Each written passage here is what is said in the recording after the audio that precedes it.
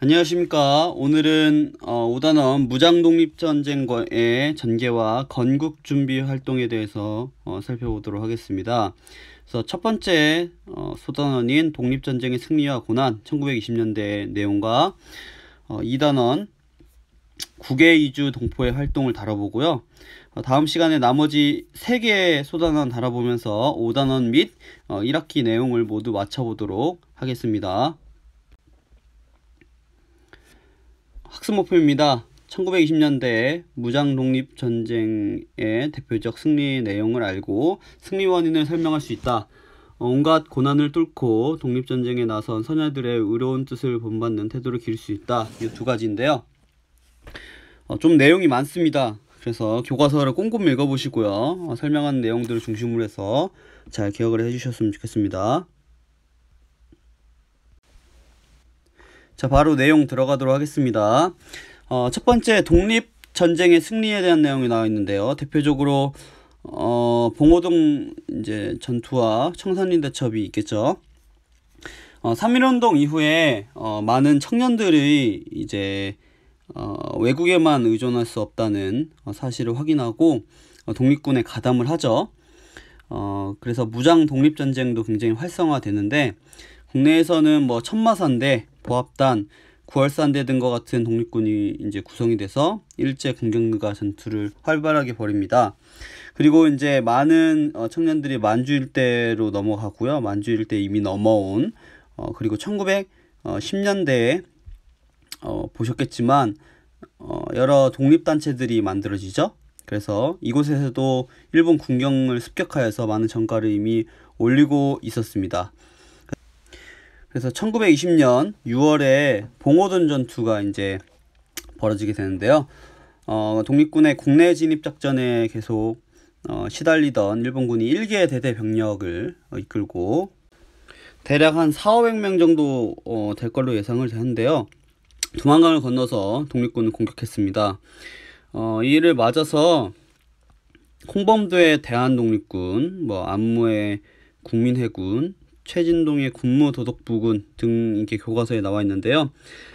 대표적으로 이제 홍범도의 대한독립군을 기억하시면 되겠죠. 그런 연합부대가 이제 형성이 돼서 일본군을 봉오동으로 유인을 해서 큰 승리를 거두었죠. 대표적으로 이제 성과는 일본군 한 157명 정도 사살되고 300여 명 정도 부상을 입히는데 독립군 전사자는 한 4명 정도밖에 없었다. 이렇게 전가가 나와 있습니다.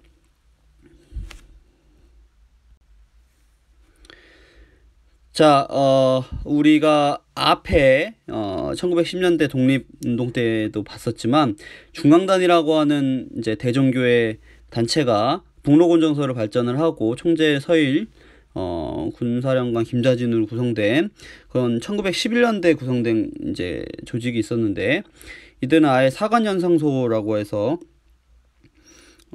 독립군을 훈련시키는 그리고 독립군의 사관 즉 장교들을 이제 만드는 그런 시설을 또 기관을 만드는데요. 그래서 이미 군비와 무기를 많이 확충을 했는데 봉오도 전투에서 이제 자극받은 일본군이 대규모로 만주를 출병을 해서 독립군을 포위 공격하죠. 그래서 위치를 보시면 봉오동 전투를 했었던 지역은 조금 더 북쪽이라면 청산리는 조금 더 서쪽이죠. 대표적으로 어랑초원도 있고요. 청산리도 있고요. 그 대표적으로 좀 넓은 지역을 볼 수가 있는데 이곳에서 60일간 10차례 정도 전투가 벌어집니다. 그래서 방금 전에 얘기했던 김자진의 북로군정서와 봉오동에서 성공적으로 전투를 치렀던 독립군 연합부대 대한독립군을 비롯한 홍범도 부대가 연합을 해서 이렇게 전투를 치러서 대파를 하죠. 근데 이제 여러분들이 교과서를 보시면 전과가 안 나와 있어요. 성과가.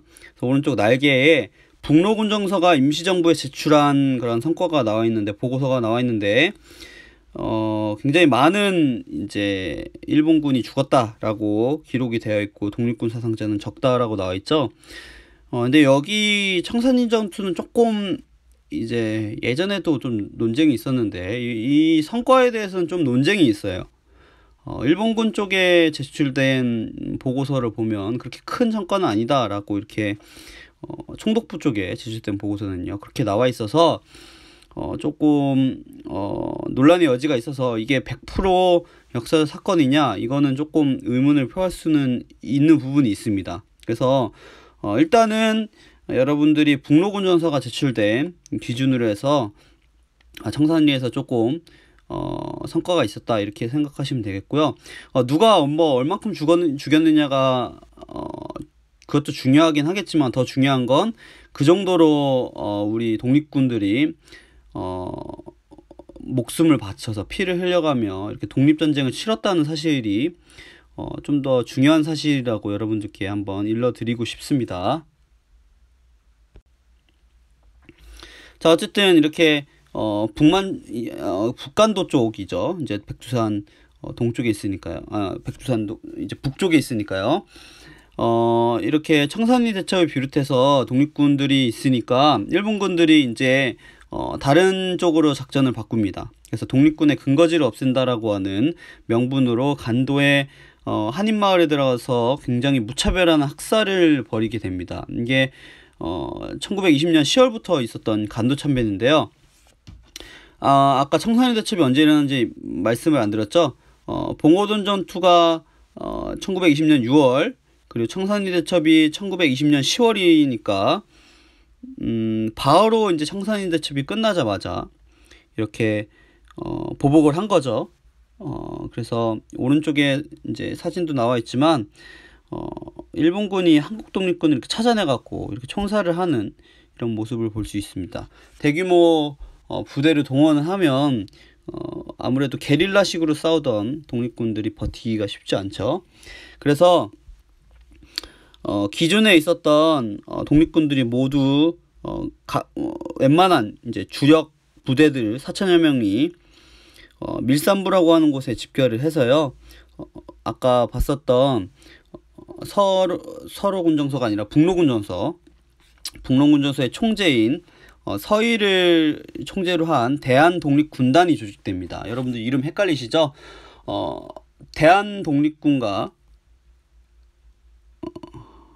대한독립군단은 다릅니다.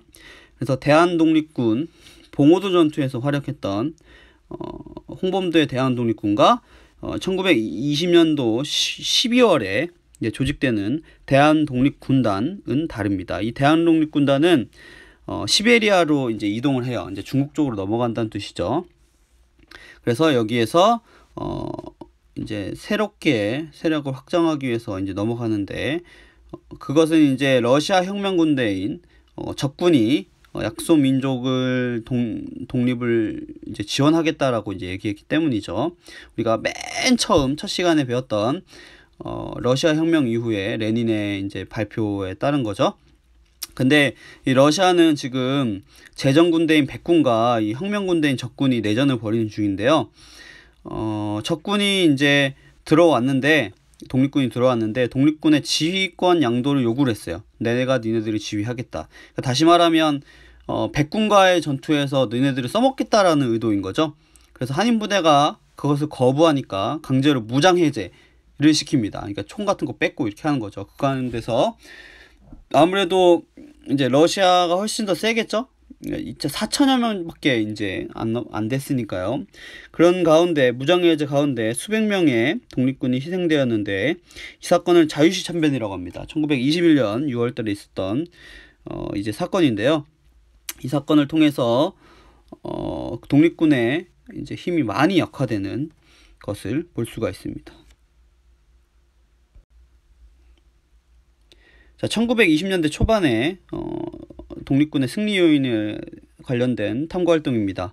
그래서 자료 1, 2가 나와 있죠. 이거는 수업 시간에 좀 살펴보도록 합시다. 자, 자유시 참변을 통해서 이제 많은 피해를 입었던 독립군들이 다시 한번 간도로 넘어온 사람도 있었고요. 기존에 남아있던 간도에 있던 독립군들도 독립전쟁을 조금 더 효율적으로 수행하기 위해서 힘을 합쳐 나갑니다. 그래서 수많은 그 독립군 부대들이 세 개로 합쳐서 나눠지게 되는데요. 이거를 3부라고 얘기를 합니다. 그래서 참의부, 정의부, 신민부라고 하는 세 개의 군 정부가 성립돼요. 그래서 이 3부는 선생님이 전에도 얘기했지만 잘 기억하라고 했던 민정 조직과 군정 조직이 같이 함께 갖춰져 있는 그런 정부예요. 예, 그래서 이런 만주의 동포사회 자체를 이끄는 왕정이 아닌 공화주의적 자치정부라고 보시면 되겠습니다. 그래서 교과서 이제 288페이지의 지도를 보시면서 보시면 되겠는데 다음 슬라이드에 나오긴 합니다. 그래서 참의부, 정의부, 신민부 이렇게 세 개의 위치를 좀 파악하시면 되겠는데 참의부는 서간도 쪽에 특별히 임시정부 직할부대예요. 그래서 지안을 중심으로 해서 동포사회를 관할하면서 특별히 군내 진공작전을 활발히 전개하였습니다. 네, 그리고 숭화강을 중심으로 해서 북만주와 남만주를 나눌 수 있죠. 남만주에는 정의부, 그리고 북만주에는 시베리아에서 돌아온 그 자유시 참변 이후에 돌아온 독립군 세력을 주축으로 한 신민부가 조직되었습니다. 그래서 이 3부는 각각 이제 임원도 선출을 하고요. 그 다음에 행정, 입법, 사법부를 구성해서 삼권 분립도 하는 그런 공화주의적 체계를 다 갖추는 모습을 볼 수 있고, 운영은 이제 동포사회에서 세금도 징수를 하면서 독립군을 양성을 하였습니다. 세금을 징수했다는 것을 보아서 알겠지만 이 1920년대 그리고 1910년대 그 이후에 1930, 40년대도 마찬가지지만 이 전투만 치렀던 독립군들만 이제 고생을 한 게 아니고요. 그 사이에 이제 살고 있었던 많은 이제 우리 동포들도 굉장히 고생을 많이 했죠. 그렇죠? 세금도 내야 되고요. 간도시 참변 같은 데서도 민간인도 희생됐고요. 그렇죠? 그러면서 이제 중국 쪽에도 이제 세금을 내야 되는 이중고를 겪기도 하죠. 어쨌든 왜 여러분들은 의문을 가질 수 있어요. 3부로 나눠졌으니까 하나를 합치지 못했을까? 그만큼 다양한 이제 민족운동의 노선과 민족운동의 방향이 있었다는 거예요. 그래서 겨우 세 개로 합쳐지는데 이때 마찬가지로 계속 이제 국내에서도 민족 율당 운동이 있었지만 국외에서도 이제 3부로 통합해보자라고 하는 이제 의견이 나올 수가 있게 됩니다. 그래서 하나로는 합쳐지지는 않고요. 두 개로 이제 합쳐서 나눠지게 됩니다. 그래서 이름이 좀 헷갈리는데요. 국민부와 혁신의회라고 하는 양재 세력으로 재편이 돼요. 부로 끝나니까 여러분들 헷갈릴 수 있는데 앞서 얘기했던 1923년부터 25년도까지 만들어지는 3부가 참의부, 정의부, 신민부고요. 가장 먼저 만들어진 건 참의부 1923년, 정의부, 신민부는 25년이고요. 그리고 1920년대 말에 생긴 게 바로 국민부입니다. 네, 국민부는 이제 민정조직과 이제 군정조직을 다 갖춘 남만주에 만들어지는 그런 정부고요. 그 다음에 혁신의회는 북만주에 만들어졌는데요. 군정부가 조직되지 못한 채 해체되게 됩니다. 예, 그리고 새롭게 한국 독립군을 만들게 되고, 그 다음에 그 이후에 이제 유명해지는 지청천과 신숙 등이 이제 민정조직으로 한국독립당을 결성해요. 그래서 교과서 288페이지 왼쪽에 보면은 이제 도표가 나와 있죠. 그거 잘 보시기 바랍니다. 하나는 화살표로 되어 있고 하나는 직선으로 연결되어 있죠. 국민부는 아까 얘기했지만 민정조직과 군정조직이 갖춰졌다고 그랬는데, 여기도 조선혁명당이라고 하는 민정조직과 조선혁명군이라고 하는 군정조직이 만들어지게 됩니다. 이 조선혁명군의 유명한 분은 양세봉이라고 하는 분이죠. 여러분들이 이제 좀 이따 보시면 알겠지만 봉으로 끝나시는 분이 세 분이 계셔요. 의열단의 김원봉, 그 다음 뒤에 이제 다음 시간에 배울 건데요. 민족혁명당의 김두봉, 그 다음에 여기에 나오는 조선혁명군의 사령관 양세봉, 이렇게 세 분이 있습니다. 하나, 둘, 셋. 다 봉으로 끝나죠. 그래서 외우기가 뭐 어느 정도 기억에 남는 그런 분들입니다. 다 이제 독립운동사에서 중요하신 분들이죠. 자, 그래서 이렇게 이제 조선혁명군과 한국독립군의 이제 화력에 대해서는 다음 시간에 다른 단원에서 배울 거고요. 근데 간도 참변을 비롯해서 간도에 진출한 일제도 만주 군벌들과 미세아 협정을 맺으면서 독립군은 어렵게 이제 되게 됩니다. 미세아 협정은 이제 독립군을 넘겨주면 그냥 현상금을 주겠다 이런 거죠. 자, 그래서 이제 이 관할 지역과 그다음에 삼부통합운동의 전개에 대해서 이렇게 좀 나와 있는데요. 밀산부 저기 위에 보이시죠? 저기에서 대한독립군단이 만들어져서 더 북쪽으로 갔다가 자유시 참변이 일어나서 신민부로 이제 돌아온 겁니다. 그래서 북만주 쪽. 그다음에 정의부에서 남만주에 정부가 만들어진 거고, 참의부 맨 처음 만들어지는 이렇게 세 개의 이제 세력이 있다가 합쳐져서 뭐 정의부 정도 위치에 이제 국민부가 만들어지고요. 신민부 위치에 혁신회가 만들어졌다가 이제 대한독립당, 대한독립군이 만들어지는 거로 이렇게 생각하시면 되겠고요. 국민부도 마찬가지로 조선혁명당과 조선혁명군이라고 하는 조직들이 있었습니다. 자, 이런 군대들만의 독립 전쟁이 있었느냐? 개인의 전쟁도 있었습니다. 그래서 의열단이라고 하는 그런 이제 단체가 있었는데요. 아까 전에 얘기했던 이제 김원봉이라고 하는 분이 만든 이제 조직입니다. 1919년 만주에서 이제 만들어졌고요. 다음 슬라이드에서 보면 알겠지만 조선혁명선언이라고 하는 신채호 역사가가 쓴 내용을 행동강령과 목표로 삼으면서 이제 개인적인 의열 투쟁을 하셨던 분들입니다. 민중의 직접 혁명을 주장하는 내용이죠. 그래서 우리의 개인적인 폭력, 어떻게 보면 테러리스트로 볼 수도 있는데 테러랑은 좀 다른 게요. 테러는 이제 일반 평범한 서민들을 이제 위협하는 행동이죠. 그 서민들을 볼모로 삼으면서 자신의 목적을 이루려고 하는 나쁜 행위이지만, 대부분 의열단들은 일본군에 있는 높은 직위에 있는 사람들을 이제 공격함으로써 폭력을, 어떻게 보면 폭력이죠, 폭력수쟁이죠,를 함으로써 민족의 독립을 이루려고 하는 하나의 민족운동으로 볼 수 있습니다. 근데 이제 이게 한계가 어느 정도 있었기 때문에 대표적으로 이제 조선총독부, 뭐 종로경찰서, 일본 왕궁, 뭐 동양척식 주식회사 이런 데 폭탄을 던지는 이제 개인적인 거사가 많은데, 경찰들이 뭐 미리 이제 적발을 하거나 이런 경우도 꽤 많았기 때문에 한계가 있었죠. 그래서 조직적인 무장투쟁 노선으로 이제 전환이 되게 됩니다.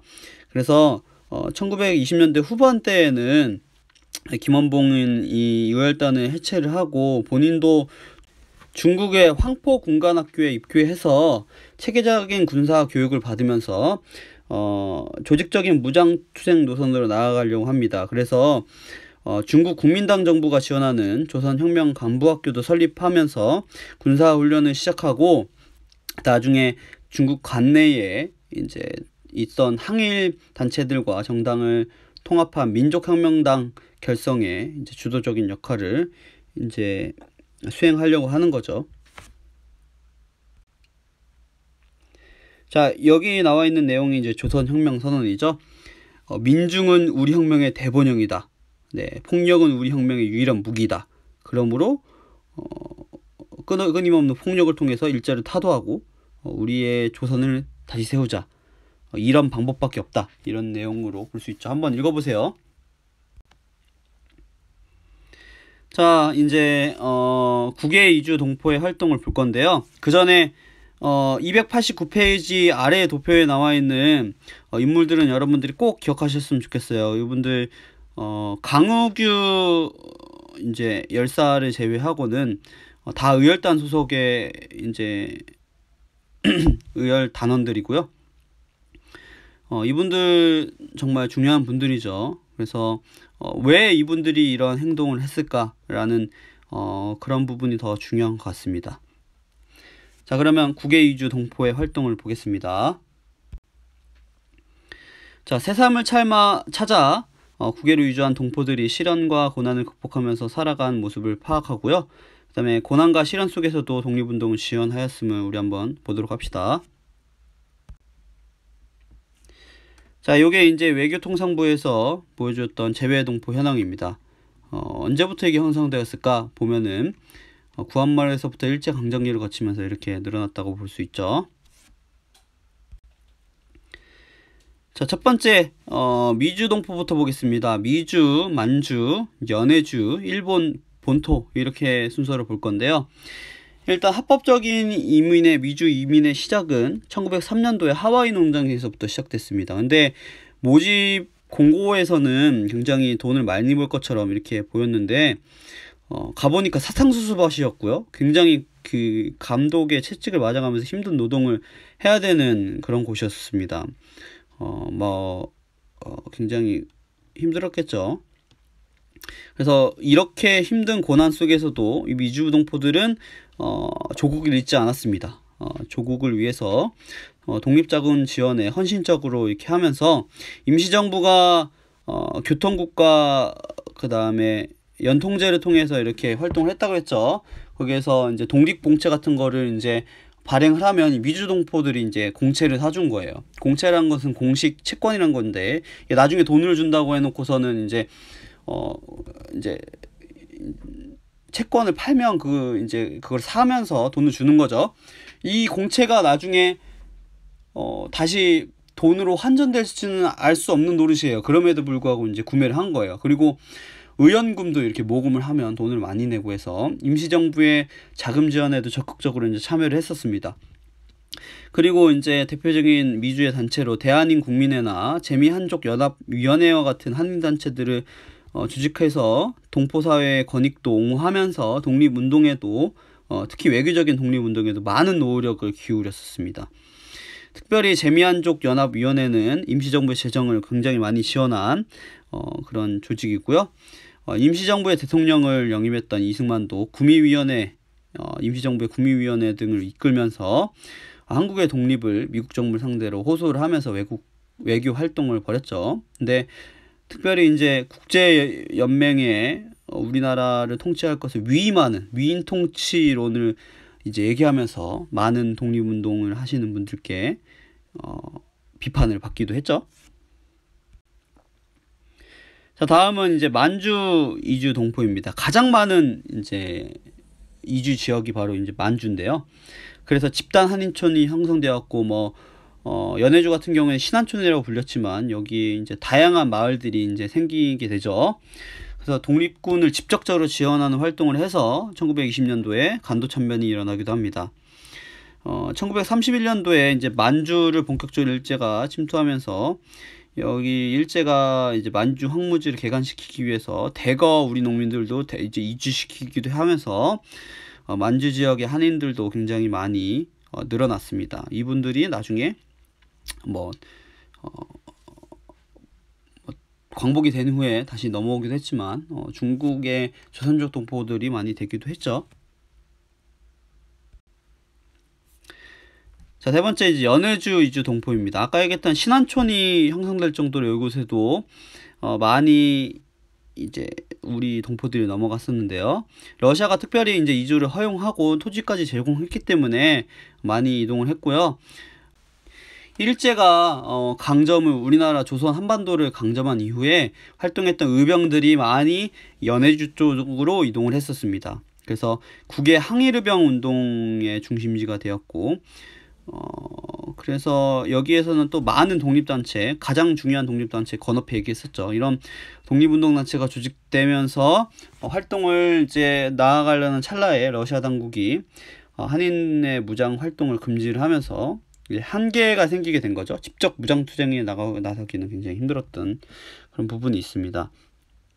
그리고 이제 아까 얘기했던 자유시 참변도 일어났고요. 그리고 이제 결정적으로 1937년도에 소련과 일본 간의 전쟁을 발발하면서 한국인들이 이제 왜냐하면 일제가 조선을 강점을 하고 있으니까 그냥 러시아인들이 단순히 생각했을 때 이 한국인들이 일본을 지원할 것 같으니까 연해주에 살고 있던 많은 한국인 동포들을 6,000km나 떨어진 중앙아시아로 강제로 이주시킵니다. 네, 여기 지도에도 나와 있죠. 엄청나게 먼 거리를 강제로 끌고 갔어요. 그래서 이곳에서 살고 있는 지금 동포들도 고려인이라고 부르고요. 그렇지만 한국인들은 정말 대단한 이제 민족인 것 같아요. 그곳에서도 땅을 개척하고서 농장을 일구고서 거기서 살기 시작했습니다. 이러한 우리의 동포들 잊으면 안 될 것 같습니다. 자, 마지막으로 이제 일본 이주 동포죠. 식민 통치 초기에 이주를 허용하진 않았지만 초기에 유학생들은 많이 갔었습니다. 그래서 지식인들은 대부분 일본인 유학생으로 생각하시면 되겠고요. 1차 세계대전을 계기로 해서 이제 노동력이 부족하니까 한국인 이주를 허용하면서 많이 이제 끌고 가는데, 이제 큰 돈을 벌 수 있다고 이제 거짓말을 해서 많이 건너갔는데 이제 거기서 많이 고생을 하셨죠. 특별히 징용을 하기 시작하면서 수십만 명이 끌려가서 이제 강제 노역을 시달렸는데, 군함도라고 하는 영화에서 그걸 잘 이제 묘사를 해줬으면 좋았을 뻔했는데 영화가 굉장히 역사 왜곡을 해서 많은 비판을 받죠. 그리고 이제 징용을 갔던 많은 조선인들이 학살을 당하기도 하는데요. 291페이지에 관동대진 때의 한국인 학살을 보면서 우리 잊지 말아야 될 우리의 역사로 기억을 하셨으면 좋겠습니다. 네, 여기 내용이 나와 있네요. 우물에 독약을 뿌려서 일본인을 살해했다라고 하는 누명을 씌워서 그들의 뭔가 내부적인 결속력을 높이고 시선을 돌리려고 하는 의도를 볼 수가 있죠. 자, 내용이 굉장히 길어서 이것저것 좀 설명을 하느냐고 좀 말도 꼬이고 했는데, 다시 한번 잘 여러분들 교과서 읽어보시고 정리하시고요. 포인트는 선생님이 또 수업 시간에 좀 짚어드리고요. 탐구활동 같이 좀 잘 하고서 정리를 했으면 좋겠습니다. 시험 문제가 나오면 좀 어려울 수 있는 파트니까 꼼꼼하게 공부하시기 바랍니다. 여기까지 하겠습니다.